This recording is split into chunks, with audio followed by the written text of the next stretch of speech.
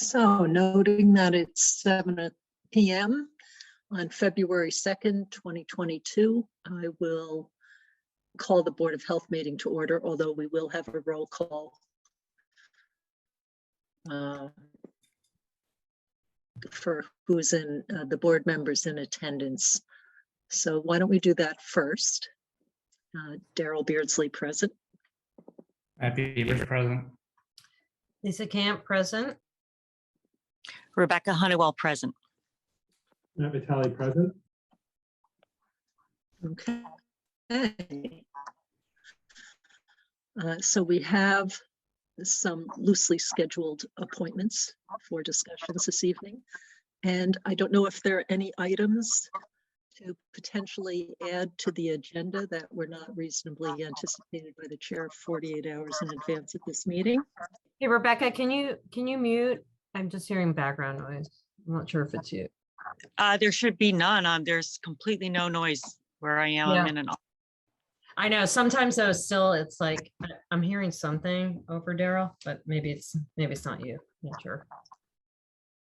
Yeah, I do hear something, but I don't know where that's from. Okay, so no items to be added. Yeah, I think Ellen did send one, Daryl. Is that letter that we received regarding the abutter, Mr. Moore? Yeah, that's what I'm mentioning. So Daryl, if you go to your Gmail, Ellen sent something. Ellen, I don't remember. Oh, it wasn't on Google. I just downloaded these things half hour ago. So It was in your Gmail. It was an email, not on the Google Docs. okay. So I would say, Actually, would you like to share it then, Lisa? I Or don't just have make a motion for what we're adding? so I guess the question is, so I Do think we- it was the communication from Mr. Moore to 53 Farm. And I'm happy to have a motion. I guess for me, it feels like it's important issues, but none of which are specifically time sensitive. So given the interest, would prefer to have it on a scheduled meeting for the meeting on the 16th, rather than adding on tonight, because none of the content was acute. I'm happy to make a motion and don't mean to marginalize the content, but would prefer to have it at a posted meeting rather than sort of added on late breaking. Yeah, I agree. with you. Wasn't the date on Monday? The first email from Mr. Moore is on Monday. So it would have but needed it's to be still- posted last week to be in advance. So I think Yeah. it's a really important topic, but I'd like to see it on a publicly posted agenda, not something that couldn't reasonably be anticipated, because like, again, I think it's super important. I just think it's not an acute, urgent new set of information that's sort of late breaking things that couldn't have been posted last week. And I just don't want to do something without that posting. I would like to talk about on the 16th, and it's one of the agenda items I'd like to see us take up. The issues I thought that Monday was the deadline. No. When is the It needs to be Rebecca, we posted. didn't see it till today, late today. And it's nothing that's on the agenda for a decision tonight, is what Matt's saying. So And I agree with you, Matt, that I think it's an important topic that we should post it so that other interested parties will know about it in advance and can listen in and participate. And I agree with all of that and would like to add, I'd also like more time to review it since I just received all the information this afternoon. I didn't have time to go over it in detail. I just thought like 15 minutes ago. Me too, because I've been seeing patients all day, but my question is, I noticed the beginning of it was dated on Monday, and just a procedural thing, what is our deadline? What is the time that was received on Monday? Because I think it's only fair to be consistent. No, yeah, but that's not that. No, what's due on Monday, 2 days before the meeting, is that Ellen post the agenda as known. That's completely different than adding something that wasn't part of the original agenda and that's not a decision point tonight to the agenda at the last minute. So those are two different things. So that's why I think it would be good to post it as part of the scheduled meeting for our next meeting so that other interested parties can participate, since the subject matter is nothing that we're deciding on tonight.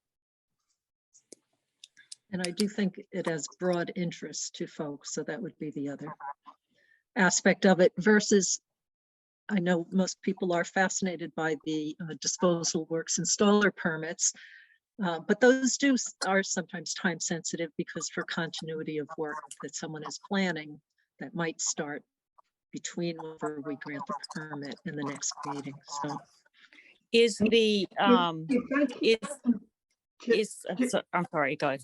that the email Rebecca's referring to on Monday from Mr. Moore was essentially a public records request. And then the email regarding being on the agenda and that he would like to speak and had other information, that was just received today. So there was nothing to put on the agenda on Monday. Is the, if, even though a decision is being made at the next meeting, is there any merit to any of it being included since it's? I don't think it's a question of whether it's meritorious, because I think it certainly may be. I think it's a question of the use of this from an open meeting standpoint is intended for late breaking, time sensitive issues, not for a sort of judgment about validity or merit. And so, for example, like last time we discussed ECDC under this heading, because we got that late in the process, but also had requests from the applicant to say we'd like to implement that this week. So we couldn't put it off for 2 weeks, but we also didn't get it in time to have it be a posted topic.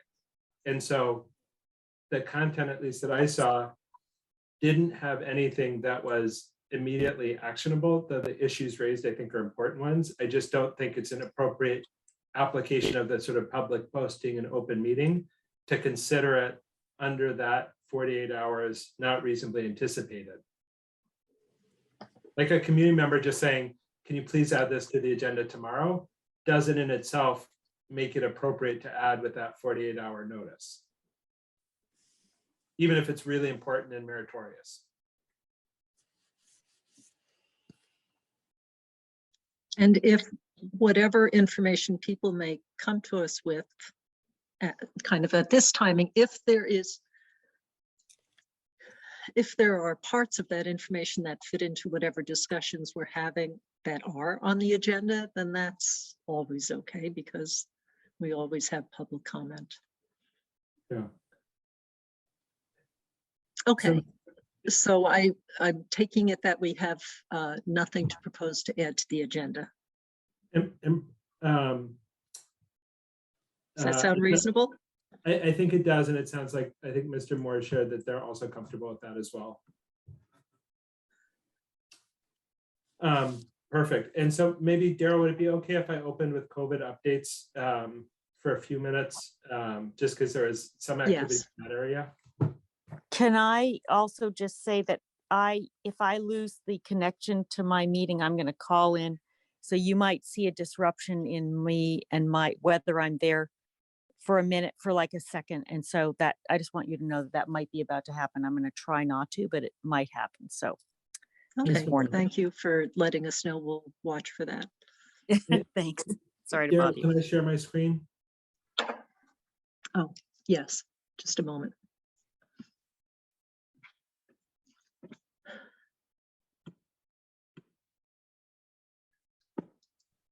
It should be available. All right, do you guys see it? Yep. And is it somewhat reasonably sized? Yep. Perfect. So what we're gonna sort of review today is the case rate data, as well as some discussion we had as a health and hygiene advisory group, and then some parts from the regional school committee, or was it regional school committee, Matt? Regional school committee. Yeah, regional school committee. Just to kind of make sure that folks are aware. But for the data first, from a case rate standpoint, we saw a peak in the data for January 20th, downtrending last week. Expect we'll continue to see a substantial local and state level downtrend based on what we're seeing in other domains. From a testing standpoint, we also see testing kind of getting closer to the more typical per capita rates for us, which are typically in the 12 to 13% range in that period of accelerated sort of infection and symptoms, we saw an uptick in the 16 to 18%. We're now in our 14.4%, and I suspect will continue to downtrend. I think the school sent out communication around AFC. So the AFC testing has now wrapped up. The test session on the 31st was canceled due to inclement weather. In total, I think they tested about 500 community members. And I think it was a pretty successful program that was really helpful as we kind of came back out of the holiday. This is our test positivity rate with Dover Sherborn, again, treated as a combined community in red. We're still substantially higher than our baseline rates and higher than we were for much of last year. Again, I expect that this will continue to decline. And I think overall, the challenge we're going to see with both case rate and test positivity as measures is as we have more and more prevalent antigen-based or community-based testing, those won't be kind of accrued in the same way. And so it's certainly possible that we'll see more people doing antigen testing for rule out and then confirmatory PCR in some cases if positive. And so I think that information gets harder to interpret, but that's where MWRA wastewater is also helpful. This is the combined case count. I think really for me, the most helpful part of this slide is to really say, you know, in the period between November 18th and January 27th, we had the same number of cases as we had between March of 2020 and November 18th of 2021. So again, it was a truly exceptionally busy time, driven largely by Omicron. And this is the daily case rate. This is now separating out Dover and Sherborn and comparing it to the state. This is using the state reported individual town level case data. And so we again see that Dover and Sherborn in general are sort of tracking together. Sherborn has been a little bit higher the last couple of data points. Dover was higher before that, and both are lower than the state average. I would say in general, with the surges we've seen this fall, the differences between communities that we saw in the earliest waves, where a community like might be much lower than a neighboring town, we saw less variation between towns overall, and this sort of matches that where we're running closer to how the state's running overall. This is just an illustration that's a little bit different than what we visualized, which is one limitation with our data is we're looking at a 2-week average, which if case rates change really quickly, which Omicron was a very rapid acceleration and a very rapid deceleration, then the 2-week time period to assemble that data will kind of skew it. So it'll sort of knock out both extremes. And so the line in red you see is more like the instantaneous case rate. It's a 7-day average. And you see that that peak is even higher than our 2-week average peak was, but we're also lower than the 14-day average would lead you to believe. Although I think it's important to recognize in this slide, which extends all the way to the surge last year, that, you know, even as we improved dramatically, the case rate last week was sort of twice our previous peak, but I suspect that when we run the data tomorrow, we'll see that we're much, much lower, which kind of aligns with the wastewater data as well. This is also similar to data I presented before across all age groups in Sherborn, using the state reported data where the numerator is from the state database of vaccinations and the denominator is an actuarial calculation. All age groups are above 95%, and it feels like it's old time voting in Chicago, where we certainly have some cases where we have more people vaccinated than the state data would say we should have. And that's really a limitation of the calculation of the denominator. What we know for Omicron is that the boosting data is really important. And so this is the booster prevalence, which has the same limitations for the denominator, but I think is helpful to track over time and to compare age groups for the data from the 13th to 20th and then last week. And I think what we see there is for our older adults in the 65 to 75 plus range, we've got pretty good booster uptake, although again, my hope is that the reality is even better. It sounds like there's some limitations with commercial pharmacy reporting sometimes that may miss some of this in the state database, but in general, we see pretty good uptick there. I think the other piece is that with the access of boosters to younger kids, we saw pretty quick uptake in that 12 to 15 year age range between the 13th and the 27th, where when given access, we see pretty quick uptick there. I'll be curious to see where that lands overall. So I think boosting is above average for the state, which is great. Our highest risk populations are most likely to be boosted, but across all, Sherborn overall, if we're at 62%, I don't know that we can generalize the vaccine performance data for 5 to 11 around boosting the same way that you could for older adults. So it may be that it's a little bit better than that, but in general, I think I would love to see more booster uptake. I suspect some of this is now offset by kind of infection-mediated immunity after just how many cases we had in the last couple of weeks. So I think a good news story that continues to support that, much like Lake Wobegon, we're all above average. So this is the MWRA wastewater data, which is thankfully, I think, just a helpful data point in general, which really shows us that even in the absence of, even with the testing changes we talked about, we still have, really sustained substantial improvement in case counts. I think what gets hard is that the y-axis for this graph is like forever broken now, because our whole peak of last winter is still a tiny fraction of our peak now. And so you're like, oh, we look great, but it's entirely possible we're still pretty close to where we were in the thick of it last year. It just is relatively much better. I think an important difference is that we're certainly seeing that in general with Omicron and with an environment where infections are occurring in a highly vaccinated population, that the infection fatality rate is much lower than it was even a year ago. And that the correlation between cases and hospitalization and deaths is a really different ratio. And sort of anecdotally, what we're seeing in the hospital, the likelihood of, if you're admitted, will you require an ICU? Or if you're sick enough to get admitted, how likely are you to require an ICU? If you're sick enough to get admitted, how likely is it that your admission will end in death? Those numbers are also all down, which I think is encouraging. In general, the state tracking of incidental versus primary COVID, which is kind of a squishy metric, but I think reasonable within a large margin of error, is about 50-50. And so there are a lot of people who have COVID and who require additional resources and rooms and other things that come up the works, but they're sort of there with COVID, not there from COVID. And so I think overall, we're seeing even those numbers go down. So across the board, I think a pretty encouraging pattern overall. So let me pause there, and then we'll also talk about the kind of the school piece, but I want to pause with that part first, just if there are any questions about the data.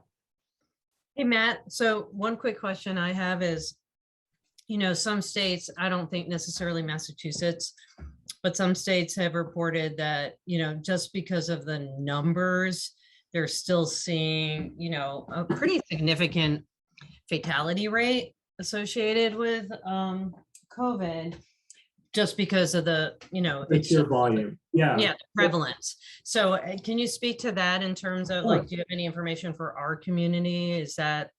I think getting down to the sort of individual Dover Sherborn level data is kind of too small a sample. What I would say is sort of for the Metro Boston in terms of what we see on the hospital side, we definitely see fatality, like total fatality counts that are still, significantly above where we were a couple of months ago and are kind of similar to last winter.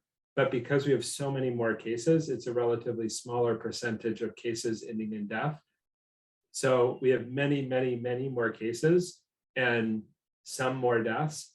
I'm not aware of whether they've got how much data they have about the same way that we're seeing some people who are hospitalized with COVID along for the ride. We certainly may also have people who pass away from causes other than COVID who also have COVID. And as that community prevalence rises, the proportion of deaths that have incidental COVID could go up.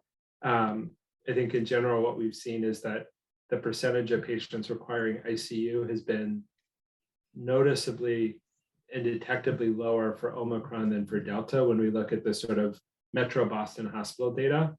And so I think that's encouraging. I think what we saw volume wise was, or sort of disruption wise on the healthcare side, was a mix of really significant healthcare worker, like I think across workplaces, like healthcare workers were similarly affected, where people had COVID and were out. And then that aligned with a big uptick in COVID volume. At the state level, the amount of hospitalizations have come down a lot. In general, we'll see the deaths will be a lagging measure because of the sort of time it takes you to go from having COVID to passing away from COVID. So I think that we've seen cases improve, we're seeing hospitalizations improve, and I think our next step will be to see deaths improve. Thanks. And one last question. So in terms of the cohorts impacted, are we seeing, more of a skew to the younger age, less boosted population, or is it again too small sample size to really? So I'd say locally on the Dover Sherborn specific side, I don't have an age breakout. On the state side, what we saw was that what we'd been seeing before December, when the 5 to 11 vaccination became available, we saw a distinct young skew. That is corrected, and now we're sort of back to the general pattern we saw, which is more cases in the 20 to 29 and 30 to 39, with the hospitalizations continuing to be concentrated in the 80 plus. So I think that we're sort of had a juvenile skew that's corrected, and now we're sort of back to our general, sort of more socially fluid 20 to 40 are kind of relatively high per capita. Perfect, thank you. Just to add one comment, Matt, if we look at the sort of infection fatality rate, and I think Matt shared this data with me, or maybe I got it somewhere else, who knows these days. The infection fatality rate for Omicron is much, much lower than we saw for Delta or for the initial wave. And so while sheer numbers are up, we're at an infection rate that's 100 to 200 fold lower almost, driven largely by the sheer number of infections. And so there are a bunch of confounders there. One, we're detecting better than we were at the beginning. Two, there's maybe less infectivity or maybe a less severe disease. Three, we have many more sort of treatments and vaccines available. And so overall, I think it just emphasizes that while the total numbers are up, the sort of fatality rate of infections is low, still higher than we would expect for a typical seasonal flu, but much lower than we saw in previous waves. Do either of you have any comments on what you see for long COVID in both children and adults? I think it's too early to see how Omicron will really play out with that. I have not heard anything that Omicron is particularly higher risk, and it's certainly possible it may be lower risk. I think that in general, we're sort of seeing this. I'm not hearing it as this is a substantial independent public health burden. But I do think that with the much higher rate of cases in general, the patterns of pediatric hospitalizations with COVID have been higher now than at many, or I think any other point in the pandemic. But for total numbers, that's still modest. It's just a lot higher than it was. So it was, from one modest to two modests. Okay, and I see Marion has her hand up. All right, I have a quick question. People are going to be asking about the efficacy of vaccinating kids, little kids 2 to 5, and the word out on the media, and I don't know exactly what this is based on, is that from 2 to 5, what I heard literally on NPR today was that there's no antibody response, but below that, and that really surprised me. Why should at the age of 5 there be a cutoff between response and no response? Do you know what the data are? So I will give I'll give my understanding with the caveat that I'm confident that Alexi, who works with us from the Dover Board of Health and is a pediatrician, or works with us from Dover in collaboration with H&H. So my understanding is that the dose size for the younger kids was a significantly lower dose with an eye towards minimizing side effects. I think that they had their initial exploration of the EUA for Pfizer, which had that sort of data and was pre-Omicron. They then started recruiting for the 3-dose regimen to assess the performance of that, but I think went back with the EUA now in the setting of Omicron with dramatically increased infections. to sort of try to get something to market while they continue the 3-dose studies. But Matt, if you've got a different understanding, I'd welcome it. No, But I think it's totally a dose effect. And so they saw antibody response in the 6 months to 2-year-olds, but they gave basically the same dose from 6 months to 5. And given the amount of clothes I've thrown away, those kids are not all the same size. So I think it was really a dose effect. And it does sound like what they're hoping to do is they're hoping a 3rd dose will do it. And so they want to get that rolled out as quickly as possible since it was safe. So that they can basically start the process of getting the first couple doses into kids. But you recall, I think it's a 3 microgram dose that they were using in the youngest age groups, or sort of 6 months to 5, compared to 10 micrograms in 5 and older. And so there's sort of nothing magic about the age of 5 that means a 1/3 of the dose was going to work. So I think that was the issue. Right, so those studies need to be extended. Yeah, Basically, exactly. thanks. And then we'll sort of segue that into the discussion around schools and the regional school committee. And I'll, Matt, I'm okay sort of opening it up, and then maybe I can pass the baton to you for the school committee. Sure. Okay. So in terms of background, as you'll recall, there was we had instituted a local mask requirement in advance of the state arriving at the same conclusion. The state then had initially proposed that for one period, and then with Omicron and the holidays extended it to February 28th. It sounds like the state will be no longer requiring masks as of February 28th. Between the start of the mask mandate and that point, the state had said that districts that are above 80% vaccination are able to proceed with unmasking. Dover Sherborn submitted the attestation for that since we exceeded that threshold. So I think the high school is now at 93% vaccination, including students and staff. I think the middle school is like 86%, but I'm like plus or minus 2% there, I think. Pine Hill was at something like 83%, and I think Chickering was at like 77%. And so we haven't met the thresholds as a district. But the state will be rescinding that requirement at the end of February. And so talking to the district about it, our recommendation was to say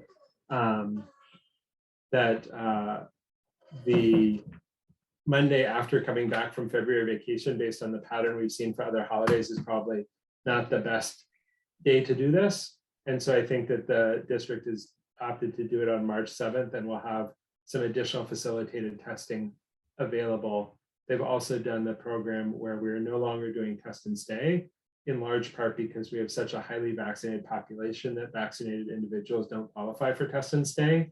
And so instead, every student gets basically 2 tests every 2 weeks for surveillance testing that can also be used for symptomatic testing, but won't be backfilled by the state in that case. So I think our testing access will get better for individual households. I think something like 80% of the district has opted into that. I think there's some families who've opted not to take advantage of that.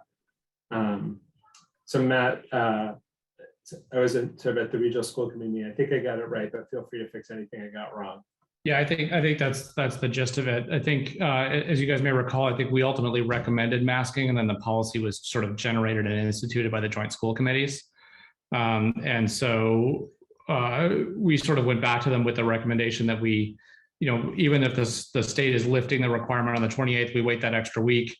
They are going to provide sort of drive up testing that week if anyone comes back from vacation symptomatic. In addition, I can tell you I picked up the first couple of take-home tests today. So we're going to start having those every week for surveillance. And so with all that context, we basically discussed that we feel this is a reasonable, where our hope is that at that time point, about 4 weeks from now, it'll be a reasonable time to sort of move to a mask optional environment.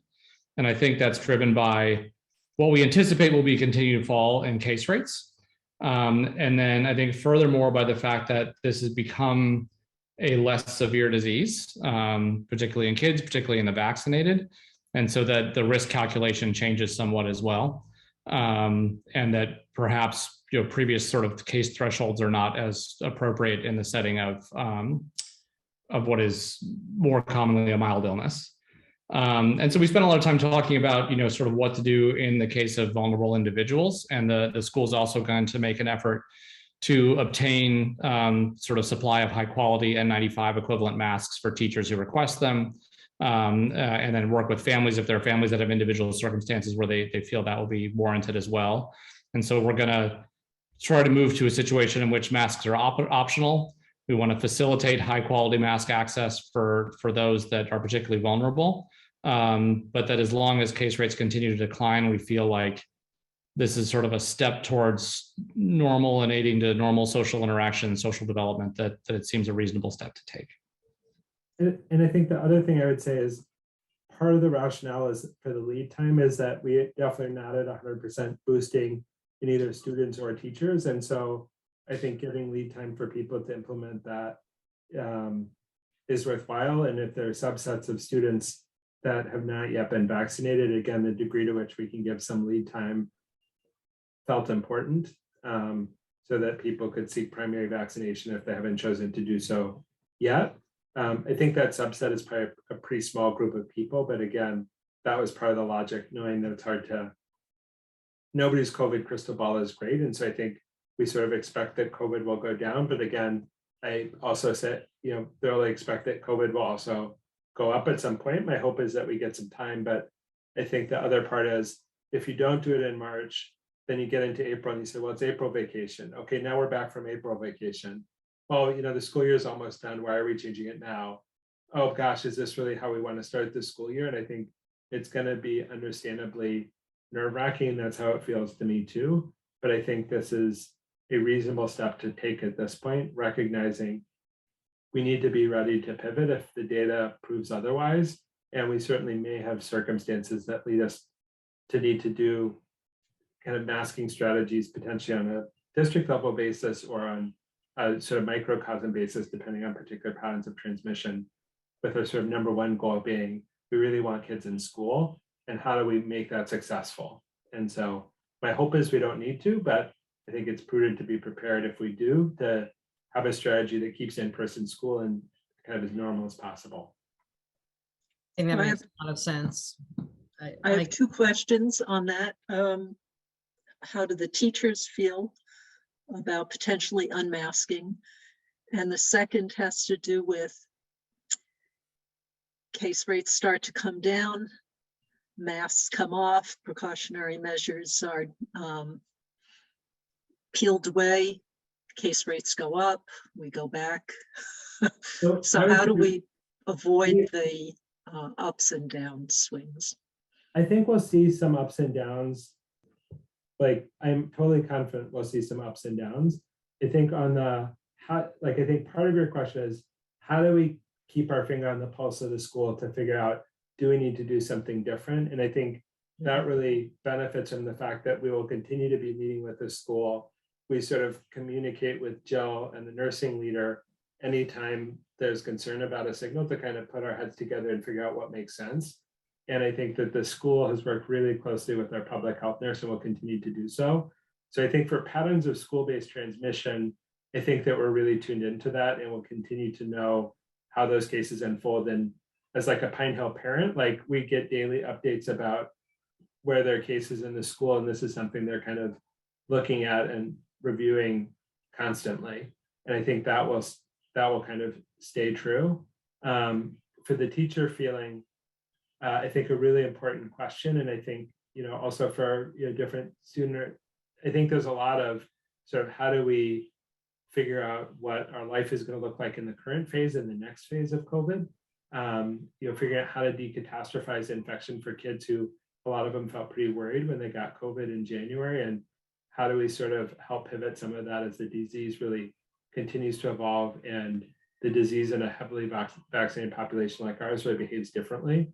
And then how do we also sort of acknowledge that, school, I think, will continue to have mitigation measures around HEPA filtration and around, again, like, the best access to testing we're going to have in Dover Sherborn is, I suspect there are not very many adult community members who have access to weekly testing, or if they have it, choose to take it. And so I think we'll continue to have testing as a real key part of our strategy to to kind of keep an eye on what's happening in school. I think that they will likely also be setting up discussion sessions as we've had for other steps to sort of answer community questions and then also teacher questions. So I suspect there'll be some listening sections related to that. I don't know if that came up at the school committee, Matt. So yeah, I did. And they're planning to basically have additional forums for families and for staff to discuss their concerns around this. Can I ask a dumb question? You know, I remember when my kids were younger in elementary school and middle school, I would get like a notice if someone in their classroom had strep. Is that something that we envision for COVID, or is it kind of like the flu that we're not going to be doing that kind of notification? Right now that you're getting notifications of cases in the at the school level. We're not doing it at the classroom level and have not, I think, just because of identifiability issues. My guess is that that'll continue to go on for some time. My guess is that eventually we will not notify of this any more than we would of any other respiratory illness, but that may be a year or two away yet. And I think there's some patterns of testing that I think Desi's done a pretty good job. There are things that I would do differently if I were king of the world, but I checked and I'm not. I think that as we move forward, what we know for Omicron and the sort of like BA2 subvariant is probably slightly more true, is like, it is really contagious. And so having strategies to kind of escalate testing if you have a particular high risk exposure or kind of anything that really is feeling like this is an above average risk, makes a lot of sense to, you know, try to offer additional surveillance testing and intensity more than what the state's provided. And so I think that's another reason, just as we think about what the testing strategies are, you certainly could say, you know, here's our general approach. We have a really specific situation or a specific set of exposures that we're worried about. Having some flexibility on the testing side to be able to say, we're going to test every member of whatever this cohort is, you know, every day for 5 days. That shouldn't be our response to every case. But if we're worried about something, having tests so we can really double down on testing is a way to make sure that we're managing risk in an environment where we've taken away, you know, sort of universal masking as a mitigation factor. I think that's another piece for us to think about in this next phase is like, I think we've done a really good job at school. And I think our kids have really benefited from being in school. And so making sure that we, as we take on this chunk of normalcy, we continue to support our community members, but we're continuing to be really strategic about saying, hey, you know, we need to have a plan here because it won't just get better on its own. I think just to add to that, you know, that's not sort of this focus testing is not a theoretical thing. It's something we've actually done.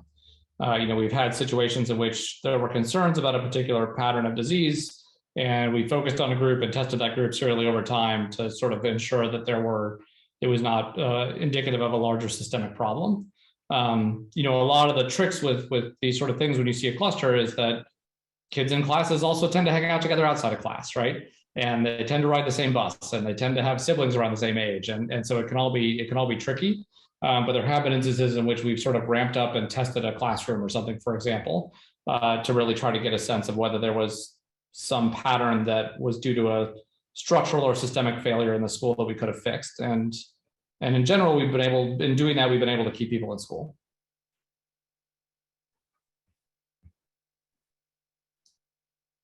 Okay. We can come back to some topics, but since it's 7:40, how about if we shift to the rabies exemption applications?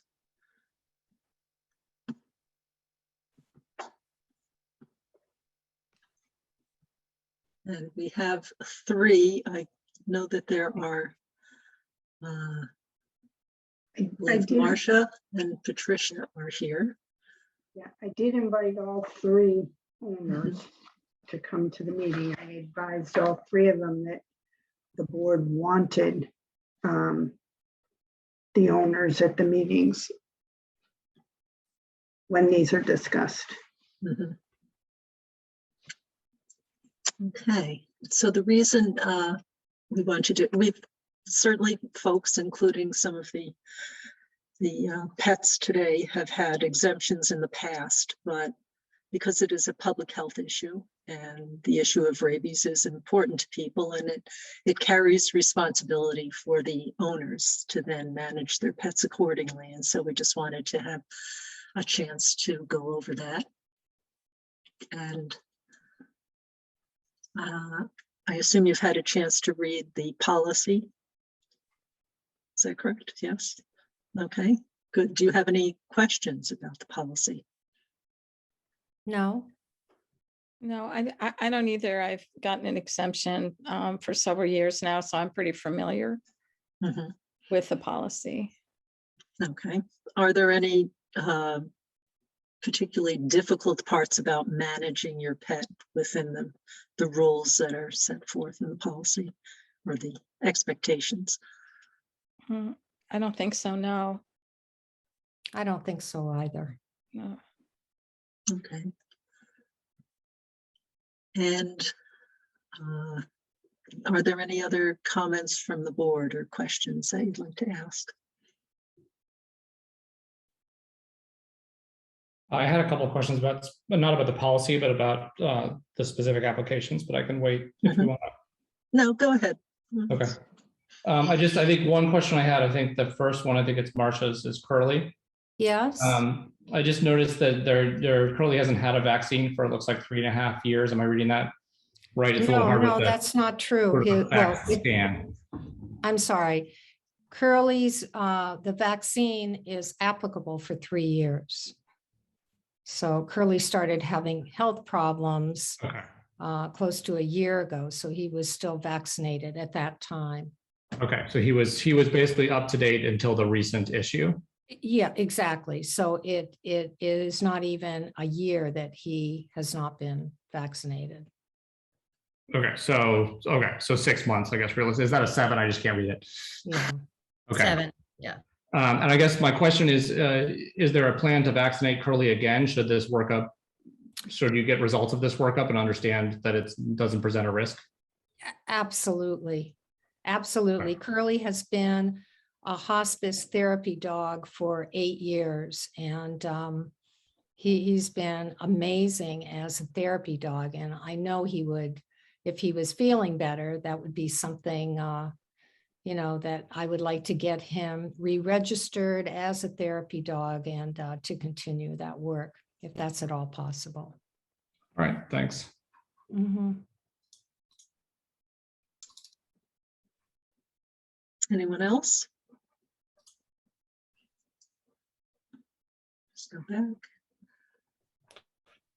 I mean, I think the one other general comment I'd make is that I sort of feel like we should in general be careful about where we grant exemptions here. The rabies vaccines are generally recombinant or inactivated.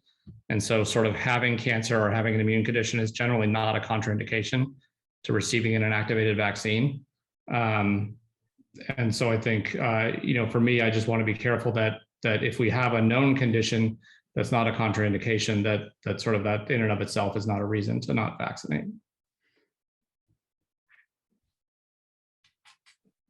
I suspect, Matt, you're the only one among us who's seen somebody with rabies.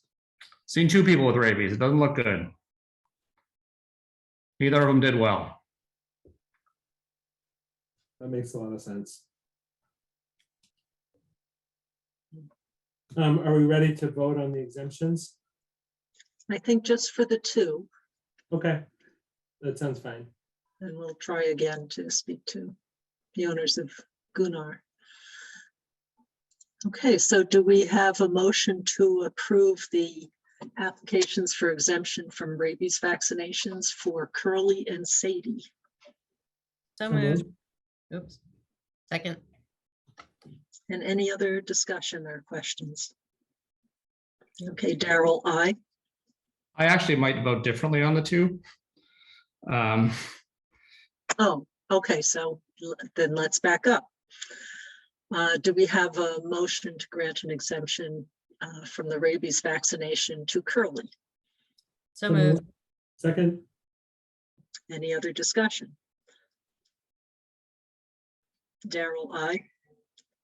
Matt Beavers, aye, with the comment that I hope this gets sorted out and he can be vaccinated again. Lisa, I.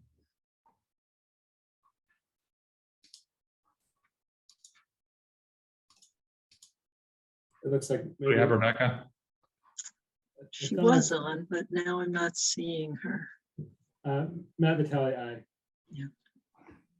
Okay, and then do we have a motion to grant an exemption from rabies vaccination for Sadie? So moved. Second, Other comments? Daryl, I. Matt Beavers, nay. Lisa, I. Matt Vitale, aye. Okay. And then for No, Bruno. Rebecca is on, but I guess couldn't unmute. All right, let's see, what time is it? So I guess that's it, unless you have any other questions or comments. Patty or Marcia? Okay, I understand the Board of Health's position. I will also just, well, my dog is 14. She's just hanging on, but I would say that I've always tied the dog, so it just wasn't a decision. Well, I'm not going to do this. I always checked how active the vaccination was by titering. So that's something that is generally done. So I just want to add that. I will note that there are veterinary professional associations that don't recommend a titer as a replacement for vaccination. I do appreciate that you do it, but I think it's generally not considered a replacement. Okay. And I think the other thing that's also clear, Patty, is I think we're trying to thread this, but like, it's also clear you really love your dog. And so I think for us, it's kind of trying to balance our responsibility to say, boy, I think this is really important, but also I don't want that to feel to you like we're saying you're not taking good care of your pet. We're just trying to kind of do our piece of the puzzle as best we can. I totally understand. I totally understand. And as the one who voted no, I agree too. And I totally understand, your motivations. I think I sort of have to vote my conscience, having come from a place of seeing what rabies can do.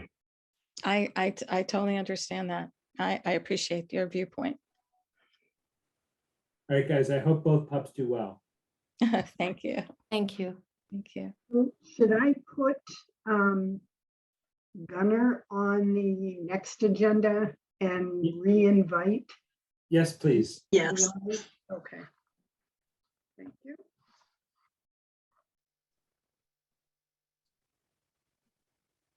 okay. Okay, so we'll say goodnight and thank you very much, and for all that you do for the town as well. Thank you very much. Thank Okay, you. have a good night now.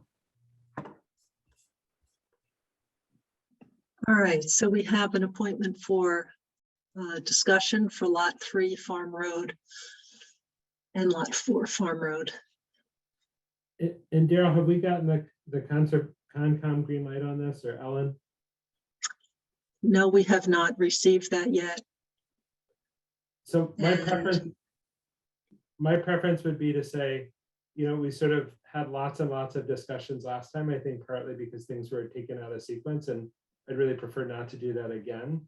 So I know folks are here for the topic and are enthusiastic to discuss it, but again, I just don't want to have the same meeting 3 times. I'd like to kind of take a sense from the board about where you stand. And Bob, I see your hand up, but I'm going to talk to the board first, and happy to address your comment there. So, again, I think if we don't have the Concom green light, like I don't know that we have the final plan. I don't know what others think. Well, I'd also say that the plans were received late last week, and there's a queue of work, and we take them to the extent possible in the order in which they are received. Yeah, and that's certainly appropriate. So it has not had agent review as of yet.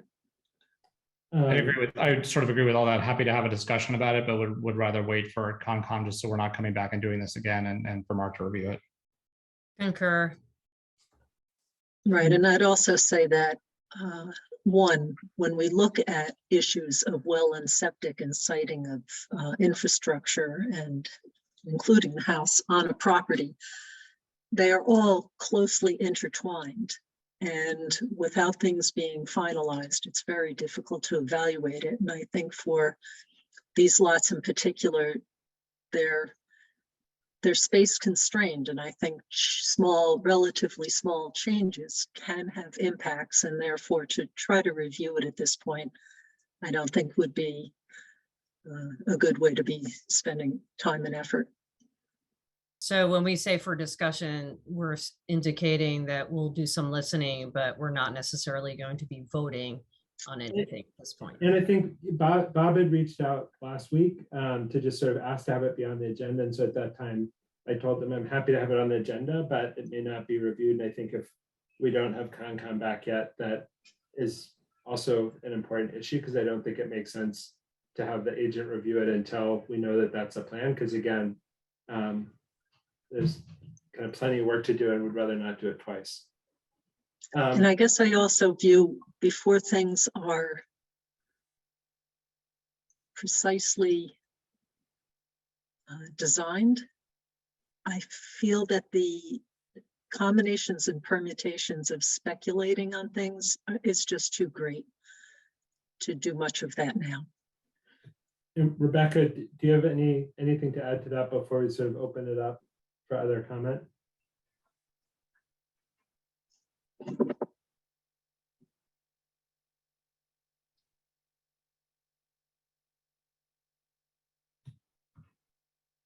It's sort of hearing none. If there's no other comment from the board, I'll go to Bob.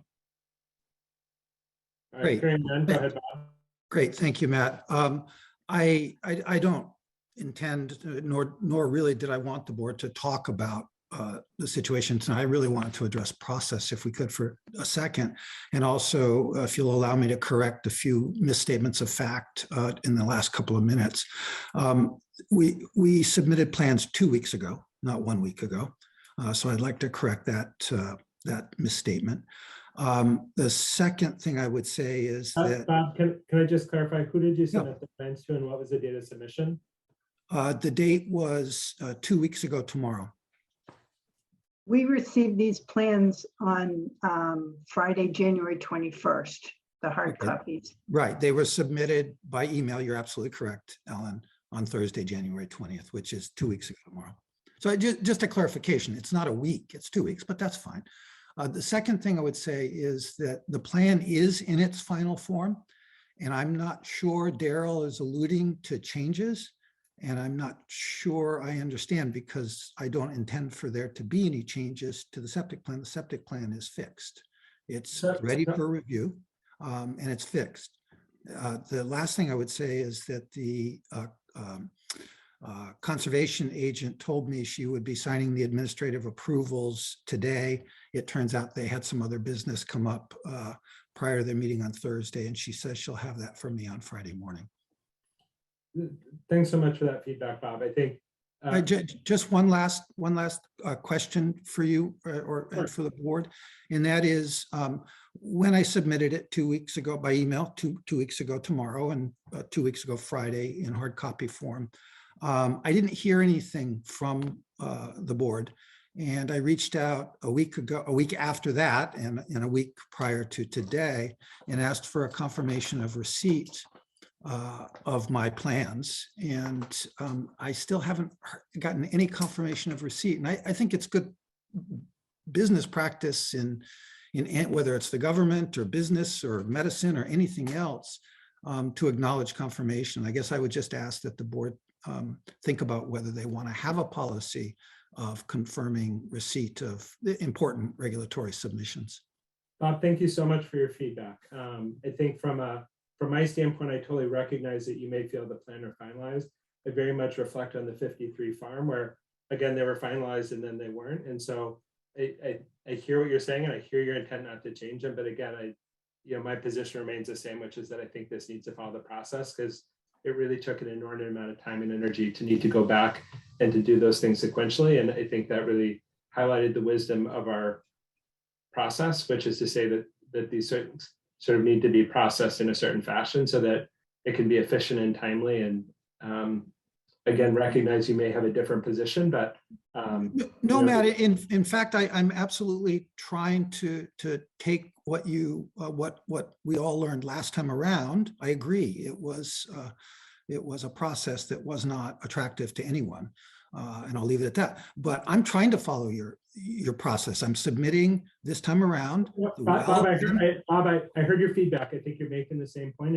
If you've got no, I'm saying that I'm agreeing with you, Matt, that I'm following your plan exactly as you have requested it to be done, and that's what I'm doing. I want you to be aware of that. I will 100% endorse anybody following exactly what my plan is. I'm always on board with that. Mr. Moore, I see your hand up. You're welcome to comment next. Unless Bob, do you have anything else to add? Well, you want me to do it now or after Mr. Moore speaks? I don't want to cut you off arbitrarily. Okay. You were done with that set of points, and if you are, well, so just one more thing, and it does relate to Mr. Moore actually. So I heard you at the beginning of your meeting tonight talk a fair amount about some documents that you've received from Mr. Moore about my property, and I guess I feel like, as a matter of due process, do you think it's reasonable for me to ask to see those documents that the board is considering? I think you can totally make a public records request and would work to accommodate. I think for us, I would certainly expect that the topics raised by a community member for outreach that will have at a posted public meeting. I think that's the time for us to discuss it as a board. Again, I think you're entirely entitled to, kind of any of the public records pieces. I certainly have no objections to. And yeah, I guess I would just ask Mr. Moore publicly if he could share the documents with me. That would be a really neighborly thing to do. I'll leave that to you guys to decide. I don't think that needs to be part of, that's not a Board of Health piece. You and Brian certainly know each other and can connect as you see fit. Brian, go ahead.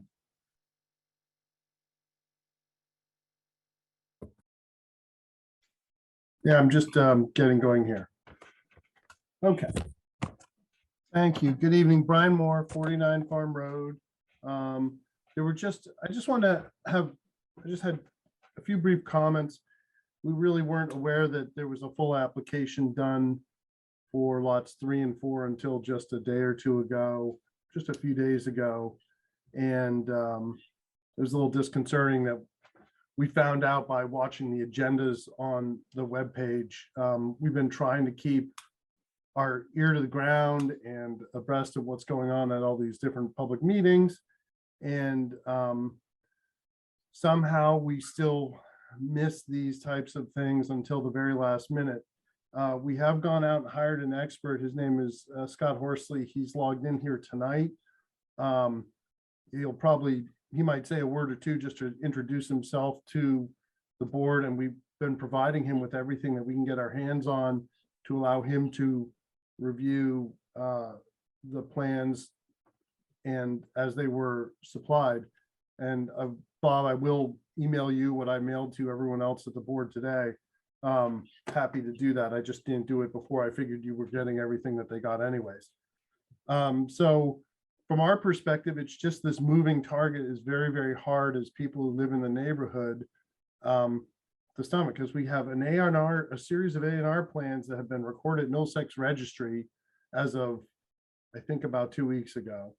And the lot lines that are on the application that Mr. Murchison handed in for lot 3 and for lot 4 are not the same lot lines that are on the A&R that was recorded at Middlesex County Registry. So I don't know how they can be his final plans. I mean, at a minimum, the lot lines should be the lot lines as the unendorsed A&R that was recorded at Middlesex Registry shows them to be, if that's what he's basing it on. So that's our one opportunity to, our only comment so far, because we haven't had the time to review any of the other criteria.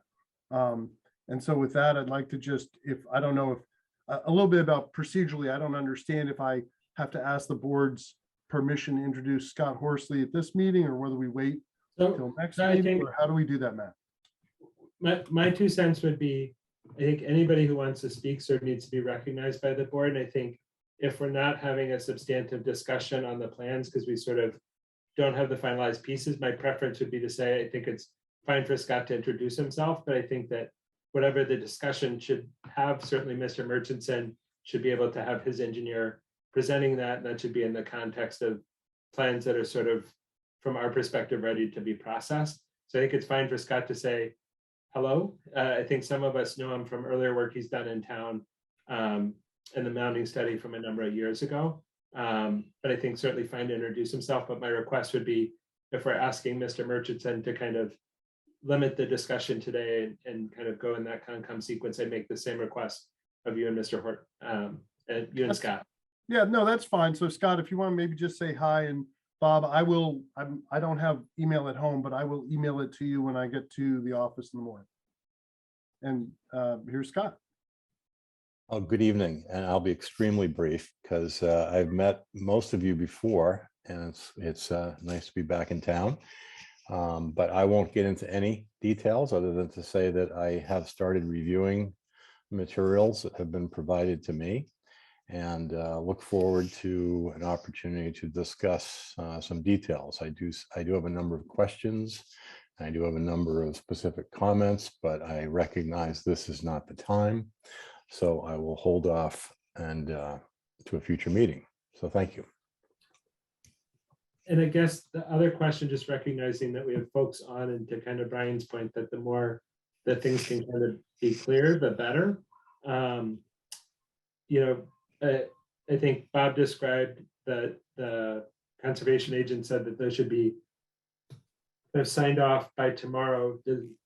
I would favor trying to come up with a specific slot on the agenda for the 16th, just so folks who want to attend can know the time now. Does that sound reasonable, Ellen and Daryl, in terms of the typical turnaround time and process?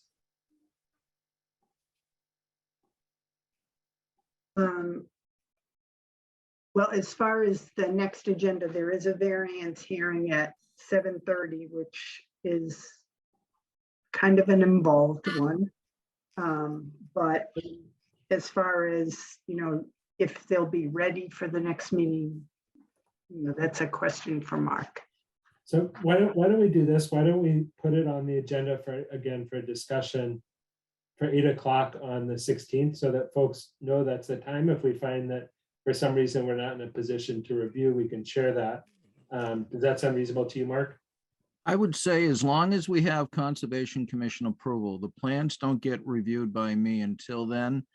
Okay. And at this point, without having that, there's no guarantee. I mean, if the approval from Conservation comes in for these two lots, say 2 days prior to the meeting, I can't guarantee it'll be ready for that meeting, because I can't start the review until that Conservation Commission approval is received for both lots. I think that sounds fine, Mark. So if we imagine a world where that comes back to you in the next couple of days, it sounds like that feels like it should be realistic. That's realistic. If it comes back in 10 days, it's not. So let's put it on the agenda for 8 with kind of those caveats, because I think that then lets people know, yep, we're planning to talk about it. Our hope is that we'll be in a position to do so. And based on what Bob described, in terms of what he's heard, that may be up all the way up to expectation, but we'll sort of get to that point as we get to it. Does that sound right to the rest of the board? Yes, I do have a question for Bob, though, too. Fire away. So, Bob, are there any issues with the property lines per the comment that Brian Moore made earlier? No, there are no issues with the property line. I have submitted plans that I believe will be created by an A&R in the very near future. And I believe you guys have typically that you want the final plans when you review. So that's what I did in this case. I gave you the final plans. And that's the confusion that Brian has had. Because Brian...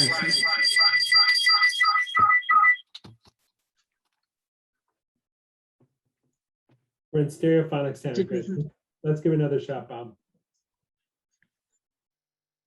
So Daryl, it's my understanding and in my watching of history that you review plans prior to the A&R being filed, but obviously everybody knows if you approve plans on a particular set of property lines, then they're not going to be accepted if those property lines aren't put in place.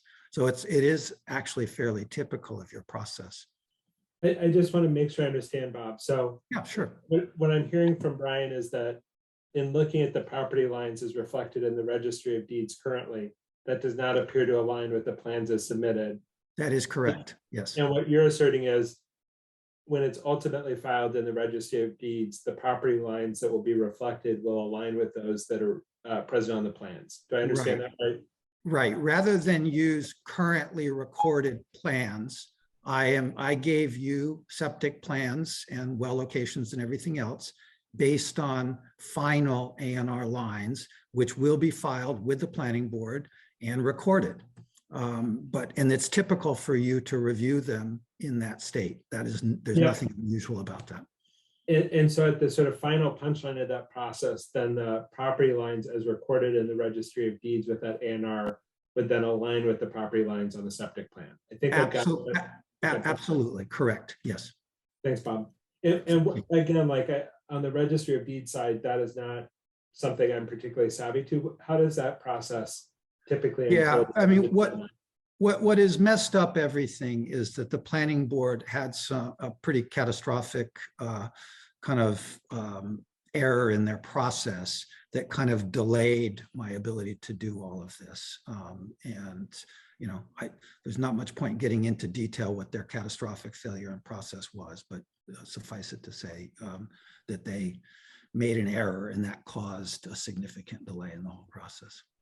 Let me put it another way. When do you expect to have a deed recording that reflects the proper property lines as you anticipate they'll be? Is that 1 week? Is that 1 month? Is that 6 months? What's that timeline? Yeah, I would guess 4 weeks, Matt, would be my best guess. It's not likely to be before your meeting on the 16th, but it is likely to be, you know, in other words, what I would anticipate is if all goes well and you review the plans and you're comfortable that I am following all of your regulations, that you would approve them as you always do, subject to the A&R being recorded. Okay, thanks, Bob. Sure, thank you. So I'll just note that in all my years on the board, I don't believe I've encountered approving plans with a non-finalized A&R. You did it. You did it. In I haven't been September, on Daryl. for many decades, but sometime. Daryl, you did it. Except for the. You did it in September. Well, again, what I'd say is I don't want to talk about that tonight. I want to talk about things once. If we're not deciding tonight, let's talk about it when we talk about it. Does that sound okay?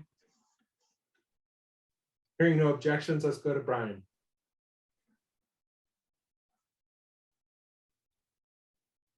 Thank you. I just wanted to, can you hear me? Yeah.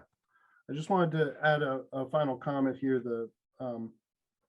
This moving target has been a problem for all town boards. It's been draining and exhausting and emotionally draining for the neighborhood to have these things move all over the place.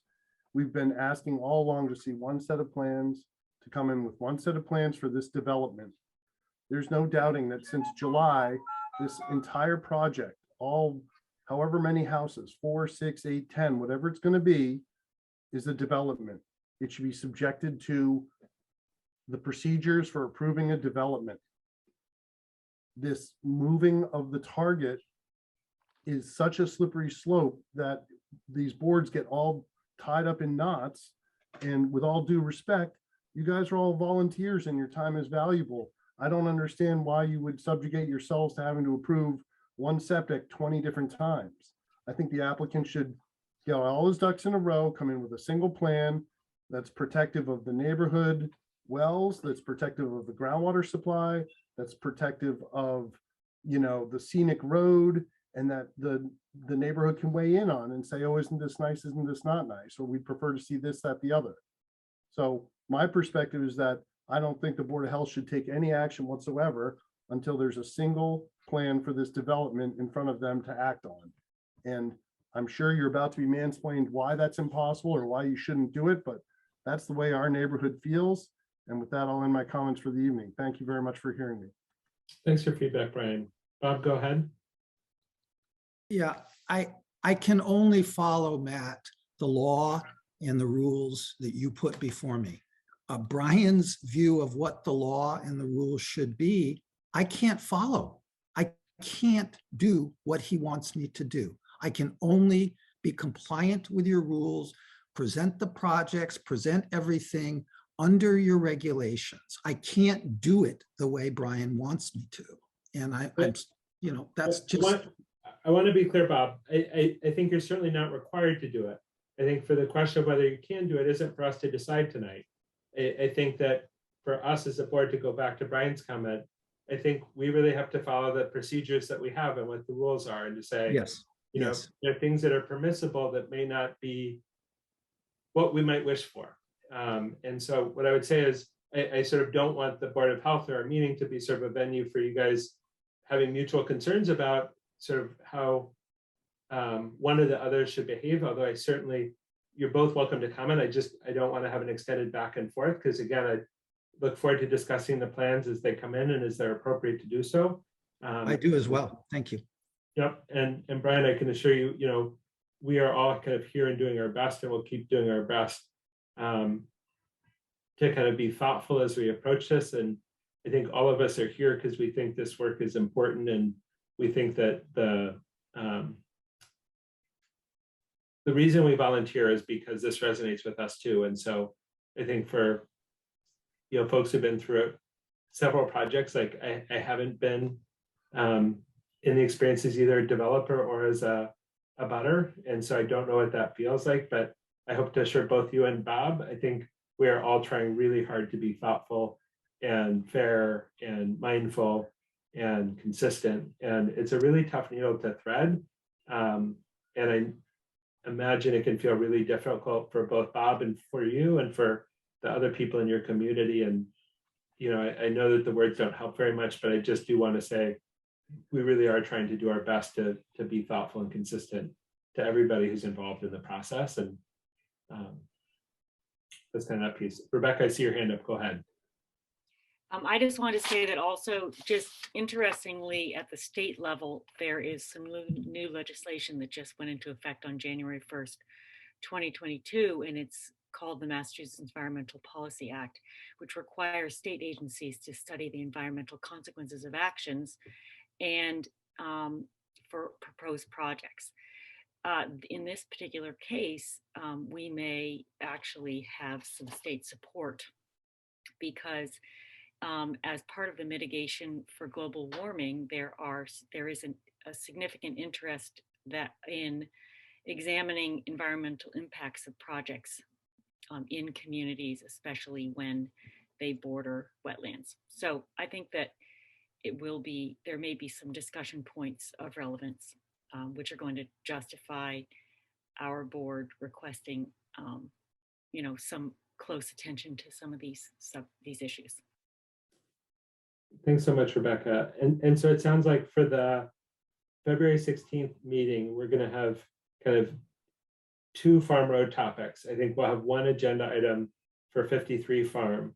I would propose that we sort of prioritize for the fixed meeting the 55-65 farm road and the 65 farm road topics as the ones that we discuss at 8, and that we have the requested topic by Mr. Mwra 53 farm thereafter, but probably not at a specific agenda, since I think that if it's following the 55, 65, and 65, then you know, folks will certainly have an awareness, but I don't want to constrain that discussion with a specific endpoint, recognizing it may be pretty comprehensive. Matt, Bob, I'm happy to get to you. I'm going to recognize you, and I'm going to ask the board for feedback first. Any comment from members of the board? It sounds reasonable to schedule for those 3 Is that right? locations. Okay. Any other comments before I go to Bob? All right, Bob, fire away. Apologies, Matt. I'm really confused. You're going to put 53 Farm Road on the agenda for 2 weeks from now? Bob, I'm not sure which part you're confused about, because we talked about this for like 10 or 15 minutes at the beginning, and you asked Mr. Mwra to send you information about it. So that topic is the one that we're going to do. May I remind this board that I have a fully permitted well, no, and Bob- septic system, and I am pulling a building permit. Well, Bob- I don't understand what the discussion is about. What matter is before you? Bob, we're not going to discuss it tonight because it's not a posted topic. And that's what we said to Mr. Moore. He's going to send you the information he shared. We will discuss it on the 16th. I think that my hope is that you get clarity from that. But again, as a non-posted topic, I'm not going to get into it tonight, nor is the board. I think you can agree that that's the most consistent with the open meeting law, as it was not a posted agenda topic. We're now establishing the agenda for 2 weeks from today. So from a kind of process standpoint, are giving you full notice, where the alternative would be to consider the issues raised tonight. So again, I would ask you to look for the communication from Mr. Moore. If there's sort of other questions, you're certainly welcome to reach out. But we talked about it at the beginning, then we talked about it. Okay, just to clarify, just to be clear, Matt, I apologize. I had no idea you were talking about 53 Farm Road at the beginning of the meeting. I have no way of knowing because I don't know what he sent you. I thought we were talking about 65 Farm Road.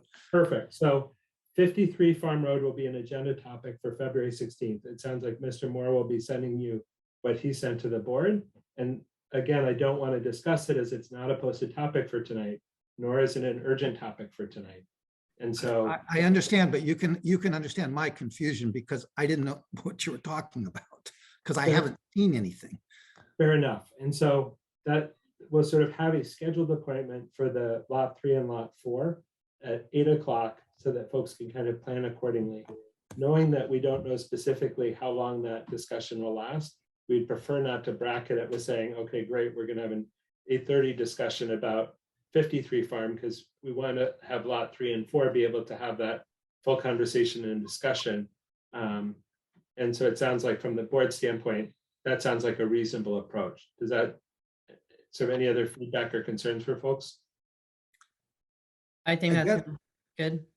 I guess, Matt, I still don't understand how you can put a topic on your agenda, which is what we're talking about right now. We're talking about putting topics on your agenda. And all the topic is 53 Farm Road. So Bob, we'll certainly address the agenda and update it as there's more information that comes in. I think the agenda topic I'm happy to list, communication from Brian Moore, re 53 Farm Road. And that certainly is sort of the topic as it is. I think for many of the board members, that communication came late, and I certainly have not exhaustively reviewed it, which is additionally part of why I'd like to see it with kind of due time to consider it. So, And good transparency would argue that I should be able to review it maybe also. but Bob, again, Brian has said he's going to send you exactly what he sent to us. So if that's not the case, you're entirely welcome to submit a public record request. Also totally fine. I don't want to talk about it more now because again, we're saying it was sent to us. We said we're not going to talk about it today because for transparency and community access, it needs time and notice. And so we're doing that right now. And again, if if other things come up, the topic certainly could change and we'll work to update the agenda accordingly. Any other agenda topics that folks have as we're on that topic, and then we can go. I think we've got some disposal. Do we have disposal works permit, Daryl? Yes, we also have a few Perfect. other things to read. Wait, no, No, there's no discussion. Oh, perfect. Then we're we really have fine. ZBA petitions. So we're moving on, are we not, from this topic? Yep, you got it. I'm going Okay. on. All right, let me just pull up the ZBA petitions. Okay. So one is for construction of a sign. Or addition of a sign, continuing for signage here. Typically, we don't have any issues with that.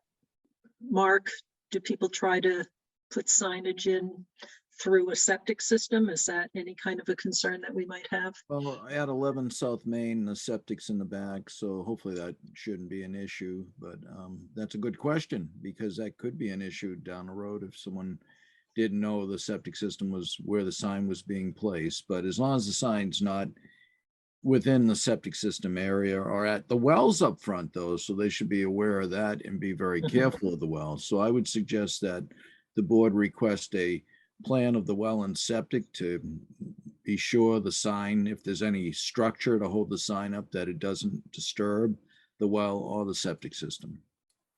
Okay. And then the other is for an addition to a pre-existing non-conforming structure, which is in a business district, but I'm not sure whether it's for a business. In any case, whatever they're planning to do and whatever the future uses are, that will need to come before the Board of Health. But I presume that will take place as part of the standard building application process if it I would gets the expect variance that. needed. Didn't mean to interrupt, Darrell, sorry.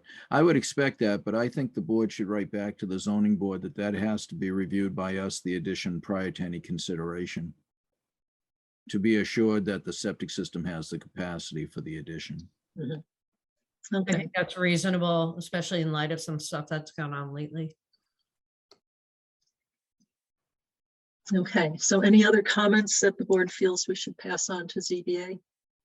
If I can just let you all know that this ZBA hearing is on February 16th, which is 2 weeks. And it's also the date of your next meeting. So it is possible that additional petitions will be added between now and then that you will not be able to comment on. But I did request that if they are if anything is added, that Jeannie provide it to me and I will give it to Mark to review. Okay, that sounds good. Okay.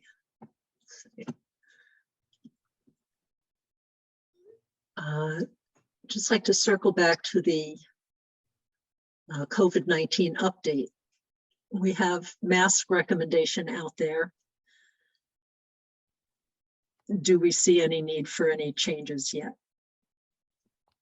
I think we're getting close. I would favor having this be a topic on the February 16th meeting as well. You know, while the school is moving forward with, you know, kind of mask optional, that's got a kind of longer future date, and they're not doing that till March 7th. I think we're still at an escalated level of cases where, you know, it makes sense for us to continue doing what we're doing at the moment. I think it's really, you know, pretty likely that by February 16th, we'll be in a place where kind of pulling back on that may be reasonable, but certainly worthwhile of a topic. But I probably, with the last set of data we have, I wouldn't pull it back quite yet, but I think we're getting close and should be thinking about that direction. Okay, I'm not keen on pulling it back at the moment. And I'll also note that members of the public have expressed concern about going into town hall because there is not widespread mask use going on. Really? within That town hall at the moment. That's very different from the experience I had. Everyone, when I went, I've gone twice in the last like 2 weeks, and every single person was masked. So, Okay, that's good to hear. yeah, Although I wonder what the factors are that influence different behavior at different times. are people commenting that employees are not masked or visitors? Yeah. Yes. Yeah, every single employee I saw was masked, every single one. And I was at town clerk and at, yeah, I was on both sides sort of that piece. I wasn't at the tax area, but I was in the other areas, and every single person was masked. So. Okay. Interesting. All right. Any other comments on the mask recommendation? All right, on the public health nurse position, as predicted, have not had time to dive into a lot of the details on that, but I will mention that the DPH has interns that they are looking to place in municipalities this coming summer. And they're in the public health realm. And so that might be something else for us to consider. We'll investigate further. Ellen has been learning about that on the DPH calls that she's on. And hard to tell what, I don't think we know yet, Ellen, what they're thinking might be the distribution of uses or how many interns are available. And I'm not sure about how our small community might stack up against larger needs. Yeah, that I do not know. I have not heard. But I just want to make the board aware that there may be another approach to this for a short-term application. Okay, so there were minutes for approval, and have people been able to submit their edits? I didn't have any, I got a chance to look at it. I didn't have any edits. Yeah, I looked as well and didn't have any changes. Okay, and I had just had minor changes, and so do we have a motion to approve the minutes as amended? So moved. Second? Any other comments? Daryl, aye. Matt Beavers, aye. Lisa, I. Rebecca Honeywell, I. Can you hear me now? Yes. Yep. Navitali, aye. Okay, and agenda items for the next meeting. COVID, of course. Possibly public health nurse. The two topics previously discussed. Yeah. And as usual, actually, I had occasion to review as I was editing the minutes to go back and listen to some of our last meeting. And was a comment about the chair setting priorities for the Board of Health. And I just wanted to mention that, just like tonight, I do invite all of board members to come with topics that they would like to see at our meetings. I think most of our topics are driven by what's ongoing within the community, either events, certainly applications, and circumstances such as the pandemic, or cyanobacteria and farm pond and things like that. So I think it's, I really do hope that the board considers it. This is, I'm just the chair and I get some extra duties. But I think everybody weighs in pretty well, and I hope you feel that you can do that. I just want to say I can't wait for it to be farm pond season and to consider the impacts of duck poop on swimmability. I look forward to things being melted and the pond being open, and that sounds fantastic. I continue to volunteer my retriever to bark at geese. Hey, Daryl, a quick thing, and I see Rebecca has her hand up too. Yeah. Before you so- change the subject, can I just say comment? Because if you're responding to my comment, it was not intended at you. It was basically commenting on the fact that over time, agendas change and different priorities change, and so it's good. And so I was just saying that that's just a phenomenon of different boards, and it wasn't in any way.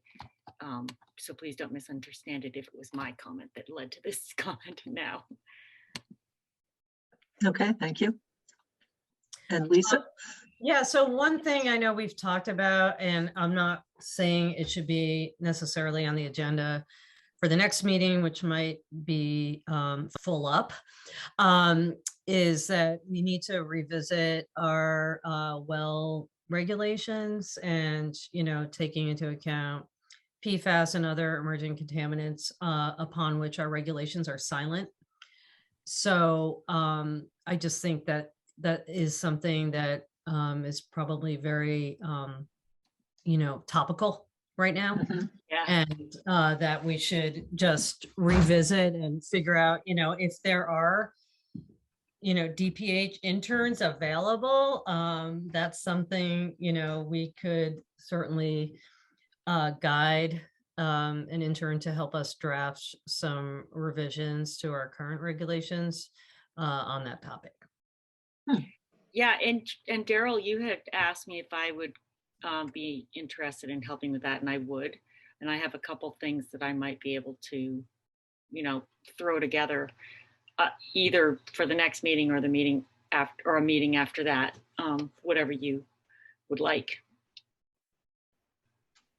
Okay, well, gather up what you have and then let's see where that fits into a meeting. As Lisa pointed out, next meeting might be Yeah, rather next busy. week it's gonna be busy, but anyway. And the easiest way to do it is to, draft what you can and provide it to me. And then I can distribute it and have it put on an agenda. Sure. Yeah, I actually was hoping to try to do it for today because I know it's a timely subject matter and I have been thinking about a couple things, but I just was really busy and didn't get it done. So I'll be glad to do it for, soon. Okay. All right. I'm going to propose that someone offers a motion to adjourn the meeting. So moved. Second, Daryl, aye. Matt Beavers, aye. Lisa, I. Rebecca Honeywell, aye. Matt Vitale, aye. All right. Have a Daryl, good evening, everyone. Good night, Daryl, everyone. if you have a second, I want to just tell you some of the things that I wasn't able to say because you guys couldn't hear me at all. We've just closed the meeting I now, missed so I missed our discussion, and so I didn't know. I was just going to ask your advice on whether. well, maybe since the meeting is officially over, Yeah, you can just call me. sure. I just didn't want to just bring it up because I already missed the subject, and I wanted to just ask you about what you'd like me to, how you like me to handle it. So I apologize for the technical difficulties. Okay. All I'll right. call you. Thanks. Okay.